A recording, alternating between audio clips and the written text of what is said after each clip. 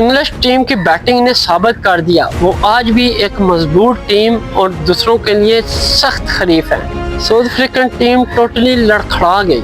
Timba Bavuma की बात करूं तो ये मैच जीत के Timba Bavuma white wash English को करने में कामयाब हो पाएंगे। क्या साउथ अफ्रीकन टीम इस पहाड़ जैसे हदफ को अचीव कर पाएगी? क्या इंग्लैंड ये मैच जीत के सीरीज को लेवल करने में कामयाब हो पाएगा? थर्ड ओडीआई साउथ अफ्रीका और इंग्लैंड के दरमियान, देखते हैं मार्का किसके नाम पे रहता है। अस्सलाम वालेकुम, मेरा नाम नासिर अलिया, आप देख रहे हैं क्रिकेट एनालिस्ट विद नासिर। जितने भी सुनने वाले जानने वाले हैं उनको खुशामदीद कहते हैं, और जो भी मेरे चैनल को न्यूज़ देख रहे हैं उनसे रिक्वेस्ट है प्लीज़ मेरे चैनल को सब्सक्राइब करें और 500 का जो टारगेट है वो अचीव करना है। आप लोग सपोर्ट करेंगे तभी मैं इसको अचीव करूँगा, और जल्दी से मेरे चैनल को सब्सक्राइब करें ताकि आने वाली वीडियो आप तक बआसानी पहुँच सके।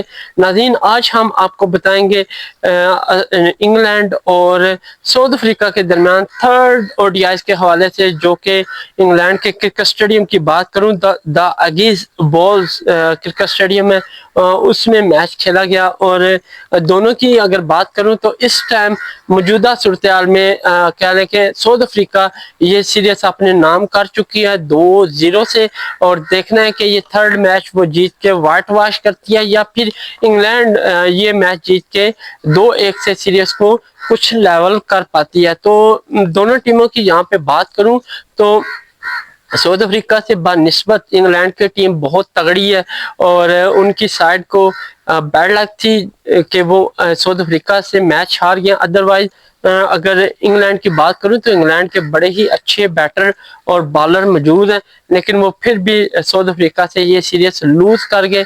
और थर्ड मैच की बात करूं तो साउथ अफ्रीका ने टॉस जीत के पहले बॉलिंग का फैसला किया और इंग्लैंड को अपने होम ग्राउंड में दावत दी बैटिंग की। तो इनिंग स्टार्ट होने से पहले मैं दोनों टीमों की खिलाड़ियों का तारफ कराऊंगा कि कौन से 11 प्लेयर इस मुकाबले में शामिल हैं। तो सबसे पहले इंग्लैंड की बात करते हैं। इंग्लैंड में जेमी स्मिथ, बेन डकट जो कि ओपनिंग फेस कर रहे हैं, और उसके बाद जाय रूट इनके पास मौजूद है।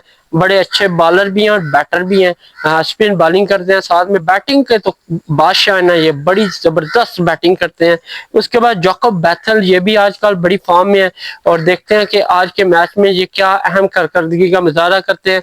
उसके बाद हैरी ब्रोक जो कि इनके कैप्टन है, लेकिन ये थोड़े से साइड जरूर हैं क्योंकि सीरीज भी लूज कर गए और अपनी परफॉर्मेंस को भी कुछ ज्यादा बहाल नहीं कर पाए और अपनी टीम को कुछ बेहतर रन्स नहीं दे पाए। उसके बाद इनके पास जोश बटरा मौजूद है जो कि विकेट कीपर भी हैं और शानदार बैटिंग ये भी करते हैं, तगड़ा बैटर है इनके पास। उसके बाद जैक्स मौजूद है, ऑलराउंडर है। और अगर मैं बात करूं जेमी ओवरटोन, इन्होंने इस दफा थर्ड ओडीआईज में खिलाया। उसके बाद ब्रैडन क्रेस स्टिल मौजूद है इनके पास। जाफरा आर्चा मौजूद है जो कि फास्ट बॉलर है और मोस्ट सीनियर तरीन बॉलर है। देखते हैं कि ये आज के मैच में क्या हम परफॉर्मेंस दे के इंग्लैंड को मैच जितवाते हैं या फिर वाइट वॉश के लिए ये भी इनके साथ साथ रहेंगे। उसके बाद आदिल रशीद इनके पास मौजूद है, और आदिल की बात करूं तो इस पूरी 3 मैचों की सीरीज में बेहतरीन परफॉर्मेंस इन्होंने दी है। हर मैच में 3-4 विकेट ये लाजमी ले जाते हैं, और आज के मैच में देखना होगा कि क्या अहम कारकर्दगी का मुजाहरा करते हैं। तो दूसरी जानब अगर मैं बात करूं साउथ अफ्रीकन टीम की कौन से 11 है, तो उसमें एडम मकरम और रिलकटॉन इनके साथ मौजूद है, ओपनिंग फेस तगड़े बैटर हैं। और वैन मोल्डर को इन्होंने शामिल किया इस दफा, कहने के ऑलराउंडर है, ये भी बॉलिंग बैटिंग करते हैं। तो इन्होंने सोचा कि इनको भी हम एक चांस देते हैं और इनकी परफॉर्मेंस को भी जज करते हैं। उसके बाद मैथ्यू ब्रेल्जिक इनके पास मौजूद है। लास्ट मैच में इन्होंने 80+ स्कोर किया, बड़ी अच्छी परफॉर्मेंस दी। उसके बाद तरिस्ता स्टॉप मौजूद है, ये भी टीम को ज्वाइन किया हुआ है, अच्छे प्लेयर हैं। डेवल ब्रेव्स लॉन्ग हिटर इनके पास मौजूद है, और देखते हैं कि आज के मैच में ये क्या अहम परफॉर्मेंस देते हैं। साथ में कुर्बान बोश इनके पास मौजूद है और महराज स्पिन बॉलिंग में जादू दिखाएंगे। उसके बाद कोडी यूसुफ इनके पास मौजूद है, न्यू खिलाड़ी को इन्होंने ऐड किया। देखते हैं कि इनकी परफॉर्मेंस क्या रहती है। उसके बाद नडरे बर्गर इनके पास मौजूद है बॉलिंग में, साथ में टिम्बा बवुमा जो कि इनके कैप्टन है और ये भी टीम को ज्वाइन किया। और टिम्बा बवुमा की बात करूं तो इसकी लक आजकल बड़ी अच्छी जा रही है, क्योंकि ये ना सिर्फ बैटिंग तो इस सीरीज में थोड़ा कम ही किया, लेकिन लास्ट जो सीरीज इन्होंने खेली है उसमें बैटिंग भी शानदार थी और कैप्टनिंग की तो क्या ही बात थी।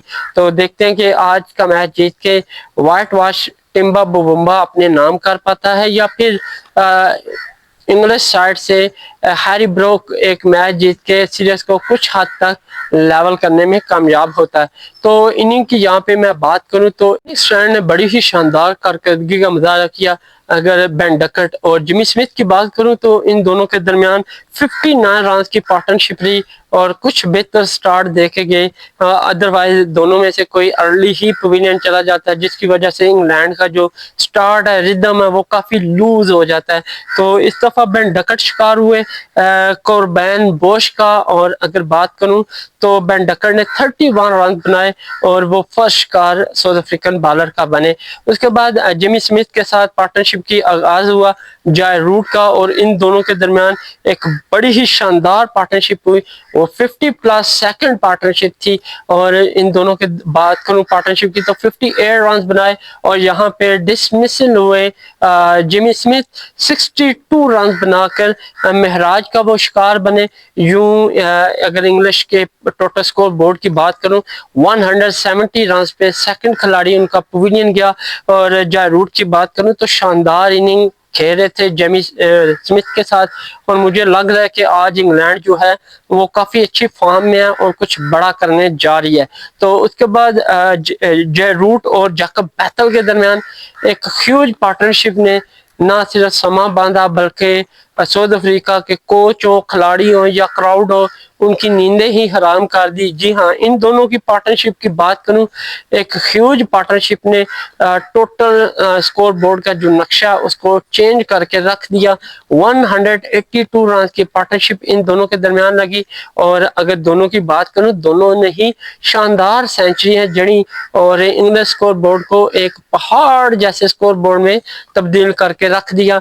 अगर बात करूं थर्ड शिकार तो जैकब बैथल हुए जिन्होंने 110 रन बनाए और ये सेकंड शिकार बने महराज का। और टोटल अगर बात करूं 299 रन पे 3 खिलाड़ी इंग्लैंड के पवेलियन गए। उसके बाद अगर बात करूं जॉय रूट की तो जॉय रूट हैरी ब्रोक के साथ क्रीज पे मौजूद थे और इन दोनों के दरमियान जस्ट 3 रन का ही इजाफा हुआ और यहाँ पे हैरी ब्रोक शिकार हुए, 3 रन बनाकर रन आउट हो गए। इनकी बैड लक स्टिल कंटिन्यू है और ये कोबी यूसुफ का शिकार हुए और 302 रन पे इंग्लिश के 4 खिलाड़ी पवेलियन लौट गए। उसके बाद जोश बटलर और जॉय रूट के दरमियान शानदार पार्टनरशिप का आगाज हुआ और ये 4 पार्टनरशिप थी जो बड़ी पार्टनरशिप लगी, जिसकी बदौलत इंग्लैंड का कह लें कि स्कोर बोर्ड आसमान को छूने लगा। और अगर मैं बात करूं जॉय रूट की तो वो यहाँ पे 100 स्कोर बना के 5 शिकार हुए साउथ अफ्रीकन बॉलर का। अगर टोटल स्कोर बोर्ड की बात करूं 371 रन इन्होंने बना लिया था और ये शिकार कोरबैन बोश का हुए जो कि उन्होंने सेकंड विकेट इनिंग में हासिल की। और उसके बाद जोश बटलर विल जैक्स की बात करूं तो इन दोनों के दरमियान भी पार्टनरशिप हुई और अपने स्कोर बोर्ड को इंग्लिश ने 400 तक पहुंचा दिया। अगर जोश बटलर की बात करूं शानदार इनिंग खेली, 62 रन बनाए और नॉट आउट रहे। विल जैक्स की बात करूं तो 19 रन बनाकर वो भी क्रीज पे मौजूद रहे। यूं इंग्लिश ने पूरे ओवर खेले और इनके जस्ट 5 ही खिलाड़ी पवेलियन गए। और अगर स्कोर की बात करूं तो एक ह्यूज टारगेट सेट करके दिया साउथ अफ्रीकन टीम को 440 रन का। और इस पहाड़ जैसे हदफ को क्या साउथ अफ्रीकन अचीव कर पाएगी ये देखना होगा। और साउथ अफ्रीकन अगर बॉलर की बात करूं तो इनिंग में उन्होंने 27 रन दिए, ह्यूज एक्स्ट्रा इन्होंने दिया। साथ में पार्टनरशिप की बात करूं तो स्मिथ बेन डकट 59 रन, उसके बाद Jamie Smith Joe Root 58, Jacob Bethell और जॉय रूट 182, उसके बाद जोश बटलर और जॉय रूट 69 रन के साथ नुमाया पार्टनरशिप रहे। और यूं इंग्लिश ने इस इनिंग में 200 स्कोर भी किए। तो मुझे यहाँ पे ना साउथ अफ्रीका की समझ नहीं आ रही।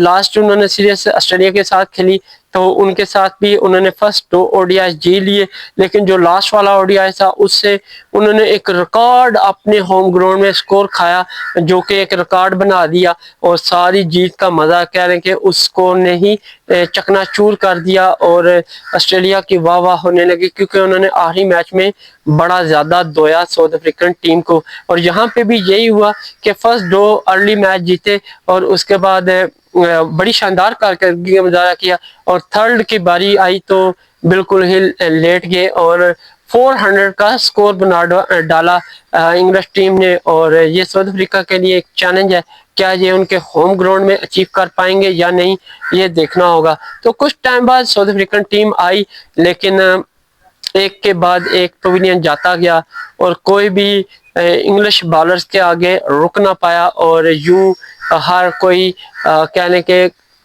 बस क्रीज को हाथ ही लगाने आया था। अदरवाइज स्कोर की हिम्मत तक नहीं बढ़ी कि वो इसको अचीव करने में एक एफर्ट लगाए और यूं बहुत ही लूज रन रेट पे साउथ अफ्रीकन टीम पवेलियन लौटी। जी हाँ, अगर मैं एक एक प्लेयर के बारे में बताऊं तो आप खुद जो अनाउंस करूंगा आप खुद सुन के परेशान होंगे कि ये साउथ अफ्रीकन टीम है जो लास्ट 2 मैच इंग्लैंड से जीती है। तो सबसे पहले साउथ अफ्रीकन टीम के बारे में हम बताते हैं जी। एडम करम 0 रन बनाए और जाफर आर्चा का शिकार हुए। उसके बाद रेहान रिलकटोन 1 रन बनाए और ये सेकंड शिकार जाफरा आर्चा का हुए। यूं ये दोनों ओपनिंग स्टैंड एक बेहतरीन स्टैंड देते थे, लेकिन इस दफा नालायक ही निकले और अपनी टीम के लिए कुछ ना कर पाए।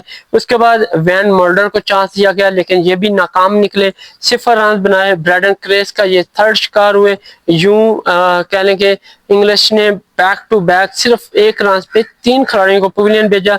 मैथ्यू ब्रेजिक की बात करें तो लास्ट मैच इन्होंने जितनी खूबसूरती से जिताया उतना ही इस मैच में इन्होंने गंद किया। जस्ट 4 रन बनाए और ये थर्ड शिकार जाफर आर्चा का हुए। और उसके बाद हम बात करें तरिस्तान स्टब की तो वो भी अपनी टीम के लिए कुछ ना कर पाए और हाथ खड़े कर दिए। इन्होंने जस्ट 10 रन बनाए और ये भी जाफर आर्चा का शिकार 4 हुए और यूं जाफर आर्चा ने पहले 4 विकेट लेकर इंग्लिश के लिए ये जीत कंफर्म कर दी। और उसके बाद तरिस्तान स्टॉप के बाद डेविल ब्रेव्स जो कि लॉन्ग हिटर हैं वो आए क्रीज पे और वो भी जस्ट 6 रन बनाए। ब्रैडन क्रेस का शिकार हुए और नाकामी का सामना करना पड़ा। ब्रैडन क्रेस की बात करूं तो उन्होंने इनिंग में 2 विकेटें हासिल कर ली। उसके बाद कोरबैन बोश की बात करूं तो उन्होंने कुछ मदामत करने की कोशिश की, लेकिन इंग्लिश बॉलर ने कहा हाँ भाई कहाँ अभी मदामत नहीं करनी, आज दिन हमारा है और हम ये मैच लेके जाएंगे। तो ये आदर रशीद की गुगली बॉल पे पवेलियन लौटे। उसके बाद महराज 17 रन बनाए। ये भी आदर रशीद का सेकंड शिकार हुए और उसके बाद कोबी यूसुफ जो कि नए हैं उनको चांस मिला, लेकिन वो भी 5 रन बनाकर आदर रशीद का ही शिकार बने। उसके बाद नडर बर्गर की बात करूं तो वो भी 2 रन बनाकर नॉट आउट रहे। अगर मैं टिम्बा बबूमा की यहाँ पे बात करूं तो वो क्रीज पे मौजूद नहीं थे क्योंकि वो अनफिट थे, जिसकी वजह से वो एब्सेंट करार पाए। और यूं अगर इनकी बात करूं साउथ अफ्रीकन टीम का तो जस्ट 72 पे ऑल टीम पवेलियन गई और बहुत ही लूज तरीन स्कोर बनाया और हार देखे 342 रन की हार कह लें कि साउथ अफ्रीका के नसीब में हुई। और इंग्लिश ये मैच जीत के अपनी इज्जत बहाल करने में टोटली कामयाब हुआ। अदरवाइज उनको अंडे ही पड़ने थे जितना क्राउड आया हुआ था इस क्रिकेट स्टेडियम में। अगर मैं बात करूं टॉप विकेट टेकर की तो इंग्लिश बॉलर ने 7 रन एक्स्ट्रा दिए। जाफर आर्चा 4 विकेट लेकर टॉप विकेट टेकर है। आदर रशीद 3 और ब्रैडन क्रेस 2 खिलाड़ियों को आउट कर सके। तो टॉप परफॉर्मेंस दी थर्ड ओडीआई में इंग्लिश टीम ने। अगर मैं यहाँ पे मैन ऑफ द मैच करार दूं तो जाफर आर्चा रहे और मैन ऑफ द सीरीज जो अवार्ड ले हुए वो है साउथ अफ्रीकन महराज, जिन्होंने ज्यादा विकेटें लेकर अपनी टीम को ये सीरीज उनके नाम करवाई। तो गुड लक इंग्लैंड के लिए। और टेम्परा उनका थोड़ा बहाल हुआ, उनका एतमाद थोड़ा बहाल हुआ वो मैच जीत के। तो साउथ अफ्रीका के लिए भी गुड लक और उम्मीद है कि वो अपने नेक्स्ट सीरीज इसी तरह कामयाबी के साथ जारी रहेंगी। और साउथ अफ्रीकन टोटली लूज की बैटिंग उन्होंने, और जिस तरह वो एक तगड़ी उम्मीदवार समझी जाती थी वैसे उन्होंने परफॉर्मेंस नहीं दी थर्ड ओडीआई में, जिसकी वजह से उनको नाकामी का सामना करना पड़ा। वैसे ये भी बहुत है कि वो सीरीज अपने नाम कर गए इंग्लिश के ही होम ग्राउंड में, और इससे बढ़कर और उन्हें क्या चाहिए। तो देखते हैं कि नेक्स्ट सीरीज में दोनों टीमें क्या अहम कारकर्दगी का मुजाहरा करती हैं। तब तक के लिए इजाजत दें, अल्लाह हाफिज।